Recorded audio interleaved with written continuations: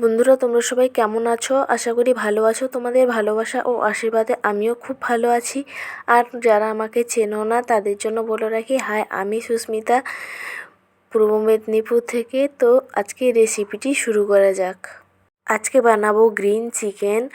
তার জন্য আমি এখানে একটা পেস্ট বানিয়ে নিয়েছি। এখানে পালং শাক সিদ্ধ, ধনে পাতা, আদা, রসুন, গোলমরিচ, টমেটো, কাঁচা লঙ্কা দিয়ে একটি পেস্ট বানিয়ে নিয়েছি। আর এদিকে আমি চিকেনটাকে ম্যারিনেট করে নেব।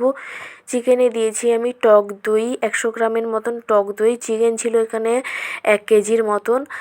আর এখানে দিয়েছি হলুদ গুঁড়ো, লঙ্কা গুঁড়ো আর সর্ষের তেল, স্বাদ মতন লবণ দিয়ে ভালো করে চিকেনটাকে আমি এখানে ভালো করে ম্যারিনেট করে নিয়েছি।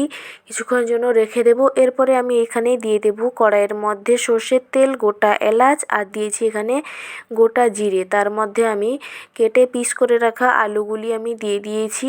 এরপরে আলুগুলিতে আমি কিছুক্ষণ লবণ মাখিয়ে রেখেছিলাম। তারপরে আমি লাল লাল করে ভেজে নিয়েছি। তারপরে আমি এখানে দিয়ে দিয়েছি ম্যারিনেট করা চিকেনটা।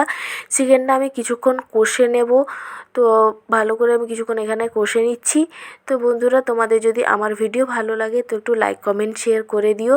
তারপরে চিকেনটা এভাবে তেল ছেড়ে গেলে, কষা হয়ে গেলে আমি এখানে দিয়ে দেবো পেস্টটি আমি মিক্সি গ্রাইন্ডারে বানিয়ে রেখেছিলাম। সেই পেস্টটি আমি এখানে দিয়ে দেবো। দিয়ে ভালো করে আবারও কিছুক্ষণ নাড়াচাড়া করে কিছুক্ষণ কষতে থাকবো। সামান্য পরিমাণ একটু জল দিয়েছি। তারপরে কিছুক্ষণ আমি ভালো করে কষে নিলে তৈরি হয়ে যাবে খুব স্বাদের একটি রেসিপি, এটি গ্রিন চিকেন। তারপরে নামানোর কিছুক্ষণ আগে আমি দিয়ে দিয়েছি গরম মশলার গুঁড়ো। তো এইভাবে বন্ধুরা তোমরা অবশ্যই একটু বানিয়ে দেখবে, খুব ভালো লাগে আর খুব সুন্দর লাগেও খেতে।